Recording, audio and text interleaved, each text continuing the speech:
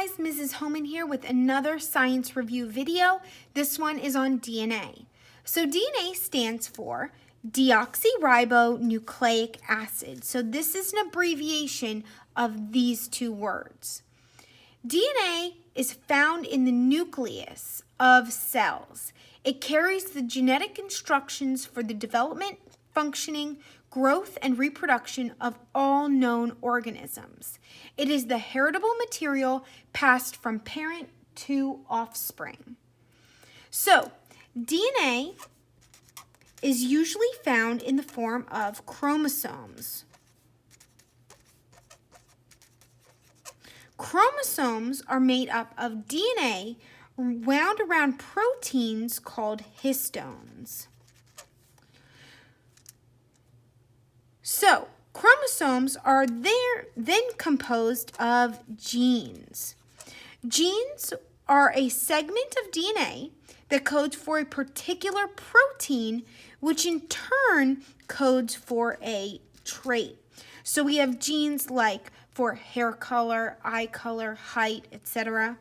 The trait being the hair color you get, brown, blonde, red, or eye color you get, blue, green, brown, and whatever height you end up being. Okay, so let's now talk about the shape of DNA. So the proper name for the shape of DNA is a double helix. So sometimes you may hear it referred to as a twisted ladder.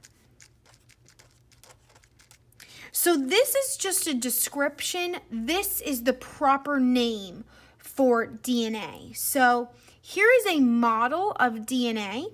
So you can see this is like the sides of the ladder, okay? And these are like those rungs of the ladder in between. So sometimes we refer to these sides as the backbone of DNA. And again, you can see how it appears twisted, okay?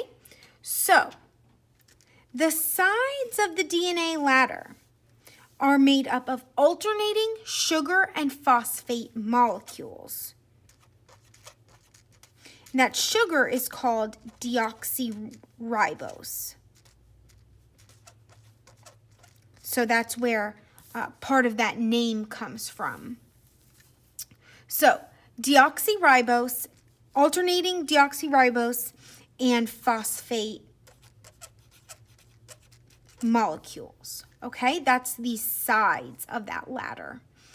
Inside, we have 4 types of nitrogen bases. And these are the rungs of that ladder. Okay, so we have 4 types. We have adenine, guanine, thymine, and cytosine. Now these 2 are what we call purines. And these 2 are what we call pyrimidines.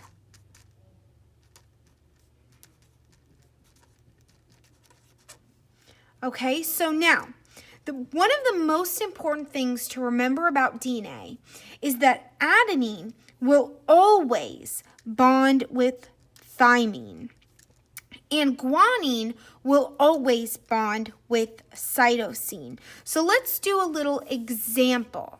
So, for example, say we have a strand of DNA whose pattern is A, T, C, G, G, C, A, T, A.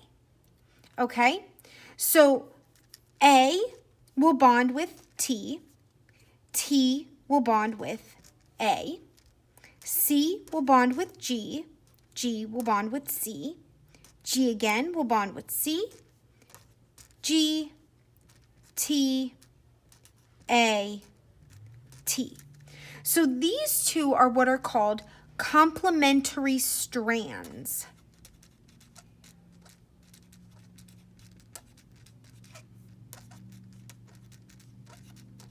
Okay, so you will need to be able to identify which bonds with which. So now I'm going to show you guys a model so that we understand a little bit better about what this looks like. So this is a better model. This is a more detailed model. So here we have our alternating sugar phosphate backbone, okay?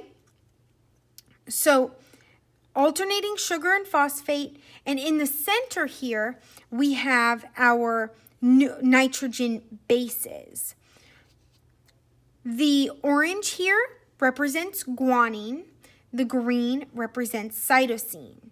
Notice, no matter which side it's on in this DNA strand, the orange will always bond with the green.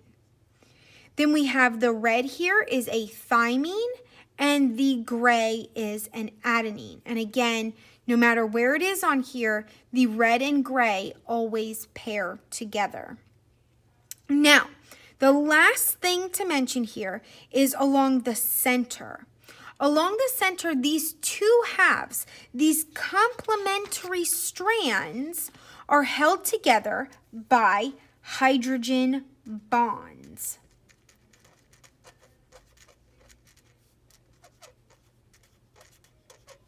Okay, and those hydrogen bonds can be separated, so these are loosely together. They can be separated so that the DNA can be replicated in interphase of both mitosis and meiosis. And the last thing I want to mention is that this DNA helix is actually made of repeating units called nucleotides. So that's kind of where the second part of this comes from. So a nucleotide consists of 3 molecules: a sugar, a phosphate, and one of those nitrogen bases. So we have a sugar, phosphate, and one of those nitrogen bases. So on each side, it's made up of those, and this is constantly repeating units of that. Okay, I hope you enjoyed this video. Have a great day.